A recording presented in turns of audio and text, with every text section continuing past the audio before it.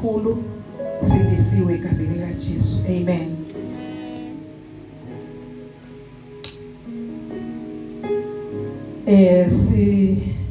Sizovula amabhayibheli ethu bazalwane uGenesis chapter 40. We are going to read from verse 1 siyoma ku verse 23.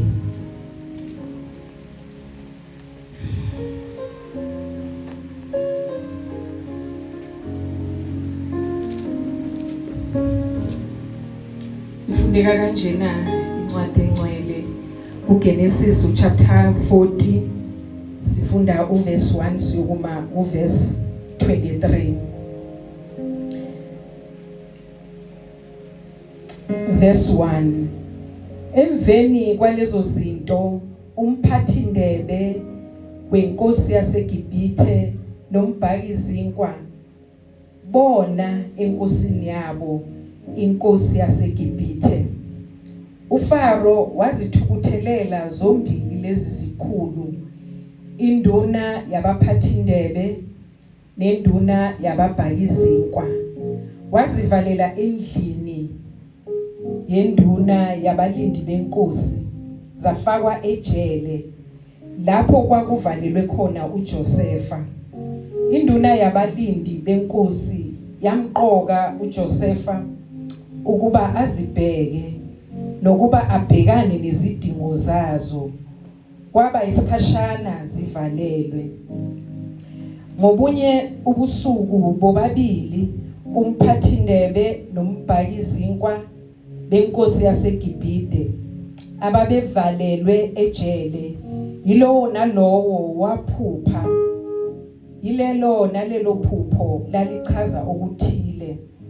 Ngakusasa ekuseni lapho uJosefa efika kubo, wabona ukuthi bakhathazekile.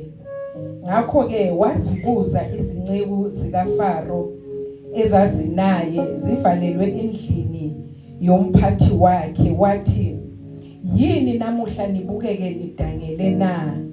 Bathi kuye, sibe namaphupho sobabili, akukho muntu ongasichazela wona. uJosefa wathi kubo, ngabe incazelo ayiveli yini kuNkulunkulu na? Ngitsheleni amaphupho enu. Ngakho-ke induna yabaphathindebe yamtshela uJosefa iphupho layo, yathi kuye, ephusheni lami bekunesihlahla somvini phambi kwami. Emvinini kukhona amagatsha amathathu. Kwathi eqeda nje ukubumba ayiseqhakaza, kwavela amahlukuzo amagilebhisi avuthiweyo kuwo. Indebe kaFaro ibisisesandleni sami. Ngawathatha amagilebhisi ngawakhamela endebeni kaFaro, ngase ngimnika esandleni sikaFaro. uJosefa wathi kuye, nansi-ke incazelo yalo. Amagatsha amathathu ayizinsuku ezintathu. Zingakapheli izinsuku ezintathu, uFaro uzokuphakamisa akubuyisele esikhundleni sakho. Uzomnika indebe yakhe esandleni, njengoba wawenza ngesikhathi usengumphathindebe. Uze ungikhumbule uma izinto sezokuhambela kahle, ungenzele umusa, uliphathe igama lami kuFaro, ukuze ngiphume kule ndawo, ngokuba empeleni ngathunjwa ezweni lamaHebheru, nalapha angenzanga lutho olufanele ukuba bangifake kulo mgodi. Lapho induna yababhakizinkwa ibona ukuthi incazelo ibe yinhle, yathi kuJosefa, nami ephusheni lami bekunamaqoma amathathu ezinkwa ezimhlophe ekhanda lami. Eqomeni elingaphezulu bekukhona yonke inhlobo yokudla kukaFaro, kodwa izinyoni bezikudla kuleli qoma ebelisekhanda lami. uJosefa waphendula wathi, nansi incazelo yalo. amaqoma amathathu ayizinsuku ezintathu. Ezinsukwini ezintathu uFaro uzokunquma ikhanda, akuphanyeke sigxobeni, izinyoni zezulu zidle inyama yakho. Kwathi ngosuku lwesithathu, okwakulusuku lokuzalwa kukaFaro, uFaro wenzela zonke izinceku zakhe idili, waphakamisa phambi kwazo izikhulu zazo, induna yabaphathindebe nenduna yababhakizinkwa. Wayibuyisela induna yabaphathindebe esikhundleni sayo, yabuya yanika uFaro indebe esandleni. Kodwa induna yababhakizinkwa wayiphanyeka njengoba uJosefa ayebachazele amaphupho abo. Nokho induna yabaphathindebe ayimkhumbulanga uJosefa, yamkhohlwa. Verse 23. Nokho induna yabaphathindebe ayimkhumbulanga uJosefa, yamkhohlwa. Izwi lakho leli simakade. Your word is perfect. Your word is right. Your word is sweeter than honey dropping from the honeycomb. Enlighten us, Father God, ngizwi lakho. Sikhanyisele nesiyawulungileyo. Libe isibani ezinyaweni zethu. Libe ukukhanya endleleni yethu. Lisikhulise uNkulunkulu amandla onke, lisiphe amandla, libuyisele ithemba nalapho ithemba lila khona. Sicela welihle igama leNkosi yethu Jesu Kristu. Amen and amen. Amen. Bazalwane, item yale sigabanyana sami engisifundile uGenesis chapter 40 verse 1 to verse 23. Ngikhethe lesi, God has made us fruitful in the land of suffering. God has, noma ungasho wena uzisho wena, but God has made me fruitful in the land of suffering. Amen, bazalwane. La kulesahluko sithola uJosefa. uJosefa sekadlulile from being falsely accused by the wife of Potiphar. uJosefa simthole sephakathi ejele. La ejele simthola usunezinye izazintetho zikaFaro. Nazo zikhona lapha ejele. Njengoba sishilo sathi kukhona lo esimbiza ngokuthi umphathindebe. Umphathindebe is the cupbearer. Umphathindebe ilo othi mayisenze iwayini lala epalace, kube nguyoqalayo ukulitaste the wine before serving ipalace yonke. That is the cupbearer, umphathindebe. Bese kuba lombhakizinkwa. Umbhakizinkwa is the baker. Kusho ukuthi lapha yam epalace nguye wayebhizi nje ukuthi nje flour, enza izinkwa, enza ama-scones, enza yonke into ethi flour. Ngizama ukukhanyisela abantwana bangasazi isiZulu. Cupbearer, umphathindebe, used to taste the wine before iwine iyofika enkosini uFaro. And then i-baker ke ulo who is baking all the cakes, all the bread ongahle uzicabanga. Laba ke lawa ma-officials azithola asagqunywe ejele ngoba ayasoleka ukuthi they plotted to murder the king through poisoning. Basolwa ngaloko, though iBhayibheli alichazi kahle, but they plotted to murder the king through poison. Akuthukuthela ke inkosi yanqanga yase iyobaqhuma ejele.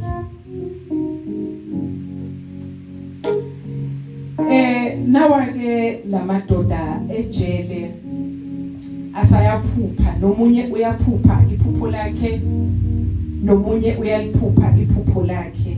Mabe waphupha lamaphupho abawa understand ukuthi achaza ukuthini. Uma bevuka ngakusasa uyababona uJosepha, they were so upset, abajabulanga. Useyabuza ke uJoseph ukuthi ngabe inkinga ikuphi. Sebangichazela ke, nomunye nami ngiphuphile, nomunye nami ngiphuphile. Uma bephupha uJosepha usethi kubo anazi yini ukuthi ochaza amaphupho nguJehova. uJosepha uza nalokuthi uya understand ukuthi uNkulunkulu uyasikhulumisa thina abantu through dreams. Uza ngaleyo interpretation uJosepha. Useyachaza ke iphupho uJosepha njengoba sishilo isifundo ukuthi mayichaza iphupho leKhabhera yathi mayibona isihlahla, bona isihlahla sinamagatsha amathathu. Kuleso sihlahla esinamagatsha amathathu kuthe njalo kwabe kuvumbuka igaxa zamagrapes nazo zimile zintathu. Wasekhamela namagrapes kule cup yakhe wanikeza uFaro. Seyithi ke incazelo kaJosepha, wena in 3 days ngokubonela lamagatsha amathathu, that represents 3 days. In 3 days uFaro is going to restore you back to your position epalace. Kwaba kuhle ke lokho. Lo mbayizinkwa naye uphuphile. Mayephupha yena uthwele le mantshi zezinkwa la ikhanda lakhe. Kodwa kule mantshi leyo gcina lele phezulu inyoni ziyayidlela izinkwa. Incazelo ke yakhe ayisithi wena in 3 days uFaro uzokunquma ikhanda phanye kumzimba wakhe emthini, inyoni zezulu zikudle. Kwabanjalo vele uFaro wase uba nedile elikhulu like a birthday a celebrator. Uma celebrator la kuPalace abekho laba aba experience to serve abantu basePalace. Wase uthi abayokhishwa laba ya ejele, bakhishwa ke ngempela. iKhabhera was restored back to his position, but lo omunye wase uyabulawa njengoba uJosepha washo. Josepha uma ekhuluma indaba echaza lamaphupho, uthi kuKhabhera uze ungikhumbule uma izinto sezihambela kahle, ungenzele umusa, uliphathe igama lami kuFaro kuze ngiphume kule ndawo. uJoseph is desperately wanting to be released from prison for a crime he did not commit. Uyacela kulona ukuthi mase sekungale uze umkhumbule. Sephumile ngaphandle uKhabhera, uzwa kumnandi ngaphandle. Asenandaba ukuthi kambe ngubani lo omenze ukuthi aze amkhulule ejele. Asanaki kakhulu ngoJosepha, asakhulumi lutho ngoJosepha, somkhohliwe. Lesifundo ukuthi noma umuntu ngamenzela okuhle kangakanani emhlabeni, umuntu yakhohlwa. Umuntu uyakhohlwa. Umuntu akafani noNkulunkulu. Yingakho omunye umhlabeleli asuhlabelela wathi themba kuJehova, abeke ithemba lakhe ebuntwini. So uphumile ke lona sekumnandi, asakhumbule. uNkulunkulu akakhohlwani bazalwane, akasikhohlwa. Noma abantu bangasikhohlwa, noma ihlobo zethu zingasikhohlwa, uNkulunkulu akasikhohlwa. Uma sifunda lapha encwadini Isaka, ngiyathanda bazalwane ukuthi mangenza i-reference ye-scripture siye kuso nathi i-scripture siyosifunda ku-Isaiah 49. Ku-Isaiah 49 verse 14 to 16. Lithi izwi laphayana, kodwa iZiyoni lithi uSimakade ungishiyile, inkosi ngikhohliwe. Owesifazane angakhohlwa yini ngumntwana wakhe oncilayo, angabi naluzwelo endodaneni ayizalayo na? Yebo, bona bangakhohlwa, kodwa mina angikukukhohlwa wena. Bheka ngikulobe entendeni isandla sami, entendeni izandla zami, izingange zakho ziphambi kwami njalo. uIsrayeli uyakhala la ukuthi ngathi uSimakade usebakhohliwe. Ungenzeka yini ukuthi umama ayikhohlwe ingane yakhe, ayikhohlwe noma esayincelisa na? Akhohlwe indodana yakhe ayizalayo. Siyathola ukuthi vele lokho kuyenzeka. Sometimes abanye bomama they become negligent. Bangabanaka abantwana babo. Kuyenzeka lokho abantu. Uthi ke uSimakade, kodwa mina angikukhohlwa yini. Bheka ngikulobe entendeni yezandla zami, izingange zakho ziphambi kwami njalo. uJehova njalo mayevula izandla zakhe uyabona lokukulobile ngathi. Uyabona uSimakade lokhu akulobile ngathi.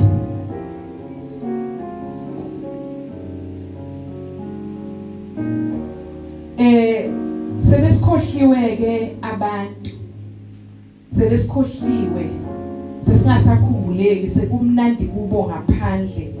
Sebekhohliwe nokuthi the very same Joseph, uJoseph wabanakekela naba abantu ayengabazi. He took care of them willingly. Why sensitive kubo kakhulu, as if ngathi abantu abaziyo kodwa kungabantu angabaziyo. uJehova, out of his generosity, he offered to interpret the dreams. uJoseph wazi ukuthi uNkulunkulu unaye. Sayibuka nje i-character kaJoseph lana ukuthi he has had a patient character in the prison. Can you imagine? I am an inmate, nabanye abantu nami ngize nginkinga zami, kodwa kuzo lesimo I have to take care of other people. Ngibe sensitive kuzidingo zabo. Siyambona uJoseph lana ukuthi was going through a lot, but he didn't lose sight of his faith. He didn't allow the bad things to consume him and make him bitter. Ngoba ejele vele kufanele kahle kahle ungathi uba bitter, yena futhi wayeqhunyelwa ijele against his will, nakhona ingekho nento ayone ngayo. Siyambona ke uJoseph la ukuthi every morning was serving lawa ma-officials with humility, even though he didn't know them. He put my thoughts and feelings of these officials before himself. Wayecabanga labona kakhulu kunezidingo zakhe. Abantu bayakhohlwa. Family members, they forget us. Abantu bayakhohlwa. Abangani bethu bayasikhohlwa. Abantu nje bayakhohlwa. Umuntu wakwamsiza wasacrifice, awukunake ukuthi uyabuya yini. uNkulunkulu akasikhohlwa. uNkulunkulu ke esekhohliwe lo uma uya lapha ku verse uqhubeka nale ndaba uya ku chapter 41 after 2 years uFaro seyaphupha it is then that iKhabhera yakhumbula ngoJosepha. It is only then lapho yakhumbula khona ngubani ngoJosepha. Bazalwana abantu bayasiphupha bayasikhohlwa. Sengathi uNkulunkulu angenza indlela yokuthi abantu basikhumbule. Nathi sesiyongena ku 2026 asilenze iqiniso. Asilenzeni bazalwane iqiniso. Sibakhumbula abantu. Singalingisi iKhabhera yona eyayisinethezekile. Konke kwayihambela kahle, yahamba yayo restorwa back to his position, but yakhohlwa. uNkulunkulu akasikhohlwa. uNkulunkulu uyasithanda. uNkulunkulu siyambona bazalwane uthi uDavide emndenini kaSawuli. Ukhona yini emndenini kaSawuli osele uze ngimenzele umusa ngenxa kaJonathan? Is there anyone left ufamily kaSawuli ukuze ngimenzele umusa? uJonathan phela masikhumbula wamsindisa uDavide lapho uSawuli ayefuna khona ukumbulala. uJonathan wayegijima ayohlebela uDavid ukuthi bona la ubaba ubhizi uplana amasu okubulala. Yabona ukuthi uJonathan wamsiza uDavid. Esebuya empini enqobile uDavid sewufuna lo mndeni. Mayefika kulomndeni sebafa bonke.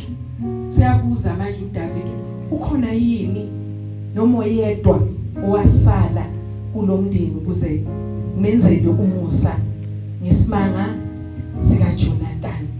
Sengathi singaze salahla bazalwane.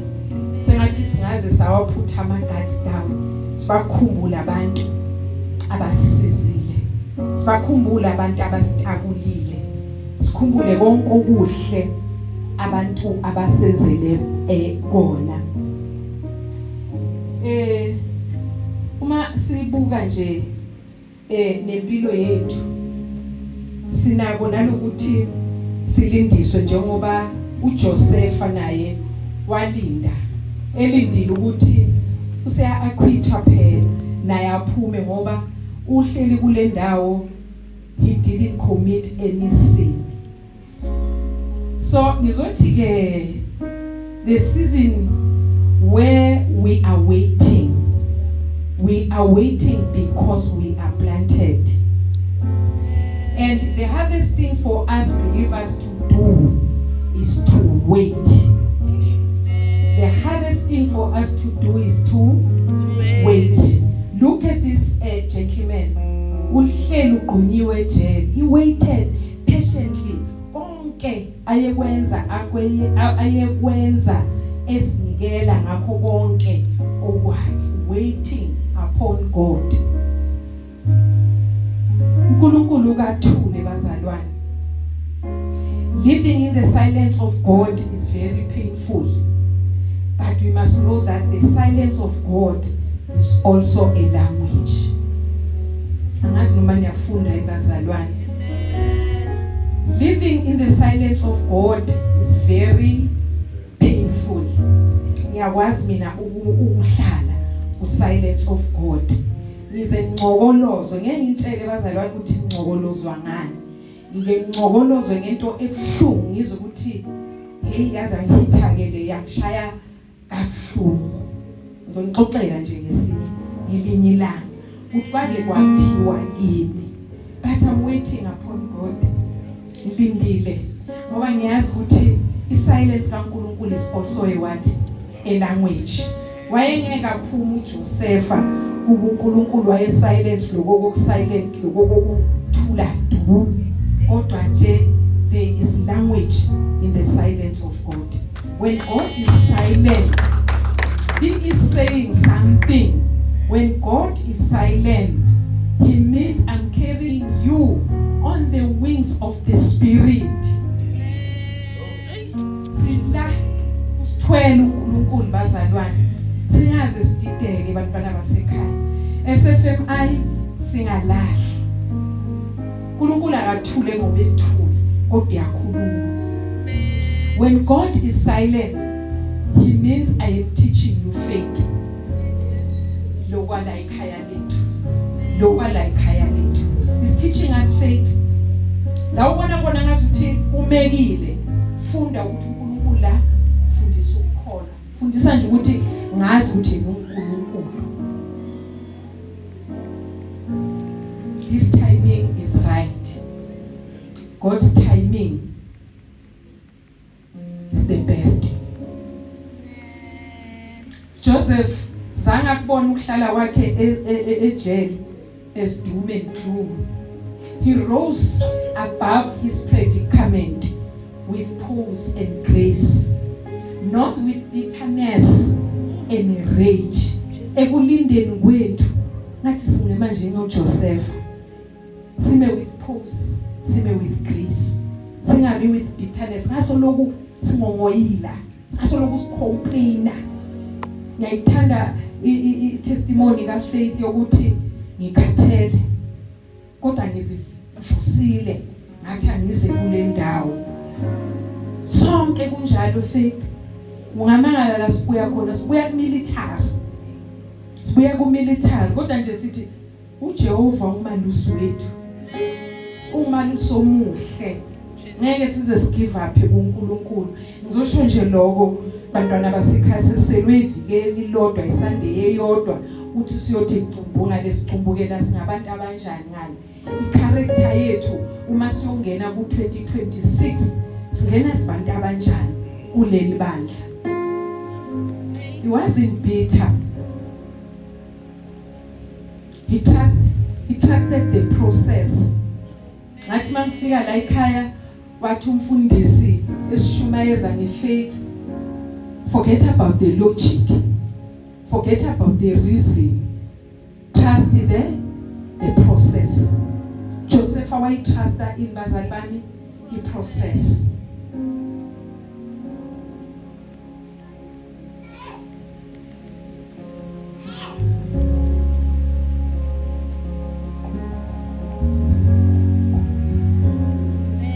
Amen.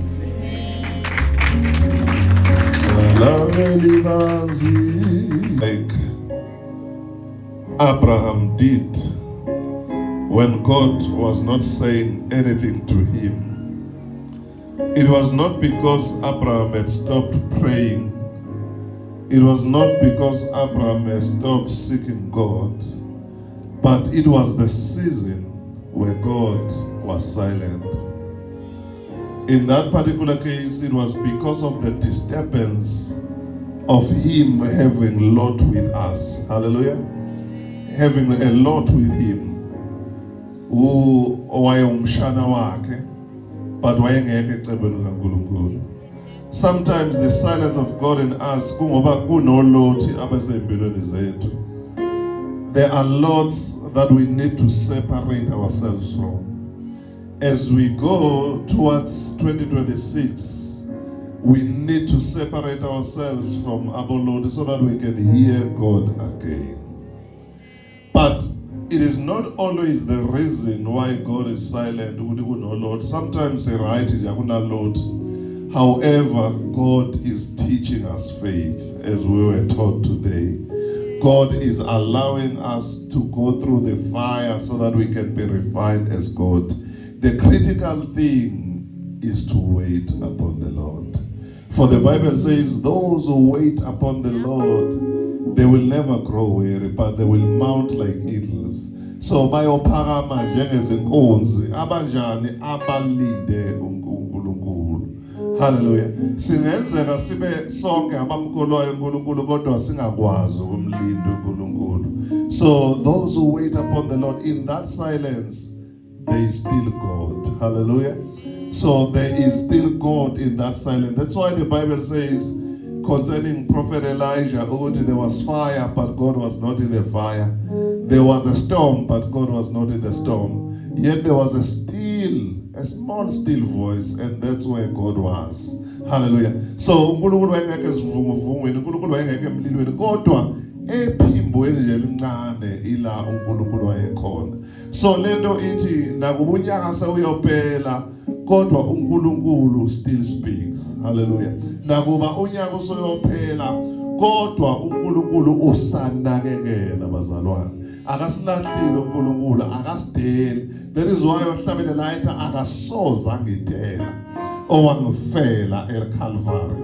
So namhlanje SFMI Mkondo and Binoni andelwanga uNkulunkulu. Hallelujah. So kungabonakala ngathi kuthulekile, but kukho lokuthula kukhona uNkulunkulu akubhalayo. Uthe mayefunda Isaiah 49 wakhuluma ukuthi nginibhalile entendeni yesandla sami. Hallelujah. So mawubhaliwe entendeni yesandla sikaNkulunkulu awusoze wakhohlakala.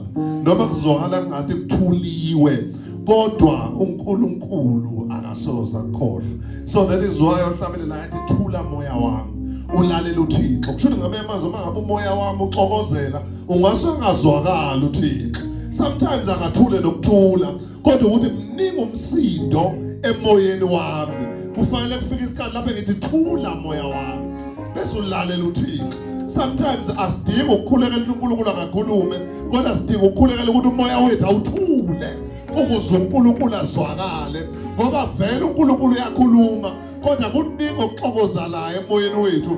Miningi imisindo esizwayo, kudinga ukuthi sithulise le msindo ukuze sifocuse ekuzweni uNkulunkulu, because uNkulunkulu akakwazi ukuqophisana nemisindo esemoyeni wethu, imisindo yokuxakeka, imisindo yokugula, imisindo yokukhubeka. Kodwa kufanele kufike isikhathi lapho ukuthi you switch off bese ulalela iphimbo likaNkulunkulu. He still speaks bazalwane. Noma unyaka usiyophela namhlanje ukhulumile. Hallelujah. Siyanibongela nini ukuthi anitiki balanga naze namuswe ekhuluma namhlanje. Sekuyisonto sekusela isonto elilodwa uNkulunkulu ukuthi unyaka uphele, sekusele nje just one Sunday after that. Kodwa benikhona namhlanje namuza uNkulunkulu. Abanye bamisile uNkulunkulu ngoba bayitshela ukuthi akasakhulumi, useyoza khulume ngoJanuary, kanti usakhuluma namanje. Hallelujah. Usakhuluma namanje. Njengoba nikhona eMkondo, njengoba nikhona eBinoni, ngiyazi naseDurban bakhona. It's because uNkulunkulu usakhuluma. Sizobe sikhona na Tuesday ngoba uNkulunkulu uzobe sakhuluma. Sizobe sikhona na Sunday ngoba uNkulunkulu uzobe sakhuluma. Sizobe sikhona na ngomhla ka31 ngoba uNkulunkulu uzobe sakhuluma. Uyakhuluma uNkulunkulu bazalwane. Kodwa kudingeka ukuthi thina sizi avail ngoba uNkulunkulu usebenza ngaba available. Imagine ukube bewungekho ngaba umzwangu uNkulunkulu namhlanje. Ngaba umzwangu uthi nasekuthuleni kwami kodwa ngiyakhuluma. So wena nje avail yourself. But credit to you because you avail yourself. uNkulunkulu is still speaking.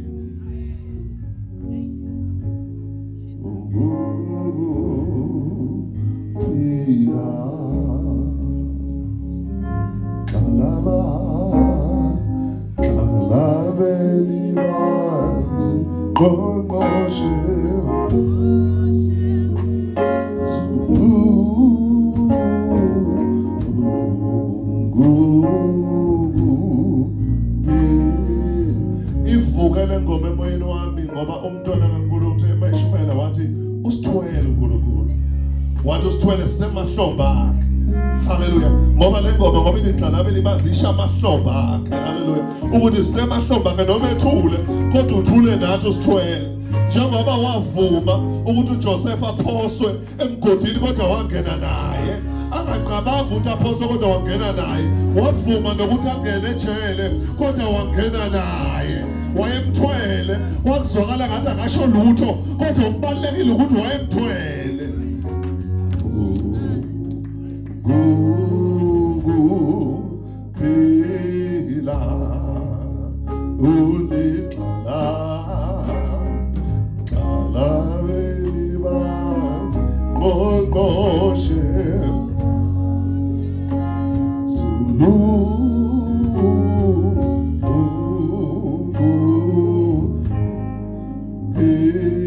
mina ngibona uNkulunkulu ethola abantu namhlanje emkhondo nasebhinoni. Ngibona uNkulunkulu ethola abantu khona abakhulekile benama-business ideas, kwangenzeka lutho kodwa bathwelwe. Haleluya. Khona bebephumelela amabhizinisi abo ephumelela benza imali kodwa bashona bekho namhlanje. Kodwa khona ababona ngathi akusebenzanga lutho kodwa bathwelwe emahlombe kaNkulunkulu. Khona bebekhulekela umsebenzi befuna umsebenzi abangawuthola abangashotliswa ndawo kodwa bathwelwe ukuzowelwa nabo ngoba izinto zabo zikhona ngasenyakeni olandelayo. Khona bebephumelela basebenza kahle kodwa bahambile emhlabeni. Wena ubone ngathi uNkulunkulu ubethule kodwa ubekuthwele. Khona abavukelwe izimo zabavukela emsebenzini wabo, zabavukela empilweni yabo kodwa bathwele. Uthule uNkulunkulu angasho lutho kodwa uthi ngikuthwele. Jesu. Bathwele. Khona bebegula bexakekile banama-chronic diseases kodwa bathwele. Bazowela bathwele. Khona bebengena chronic disease bephila kodwa ubavele bavuka sebethule kodwa wena uthwaliwe, uthwala nazo lezi zimo kuzayo ngoba uNkulunkulu unenhloso nawe. Uthi asiwelele ngaphesheya ngoba ngaphesheya ku-2026 kusekhona izinto ey'khona nawe. Uthi ungakhathazeki ukuthi uzwa ngathi angisho lutho kodwa siwele and uwela nje nguthwele. Namanzi ngeke akuthole. Uyasho uDavide bayibhala uthi kube Nkosi bewungenathi. Uthi ngabe nalo uthi ngabe lamanzi asithathile ngabe sikhwiyiwe kodwa wena Nkosi ubunathi. Noma besidlula kuleso storm kodwa wena uNkulunkulu ubunathi.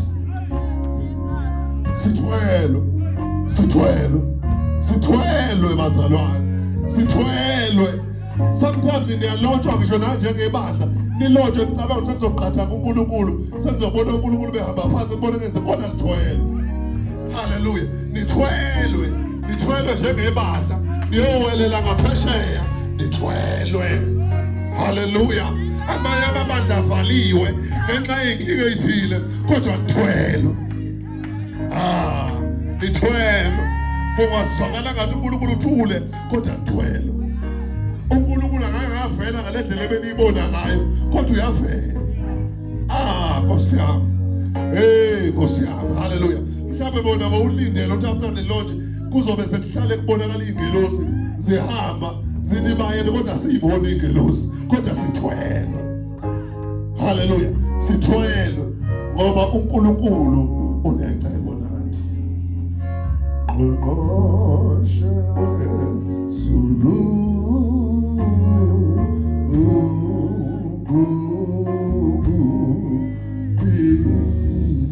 cela umshumayeli abuye, nombongiseni abuye, bese umama ayasondela.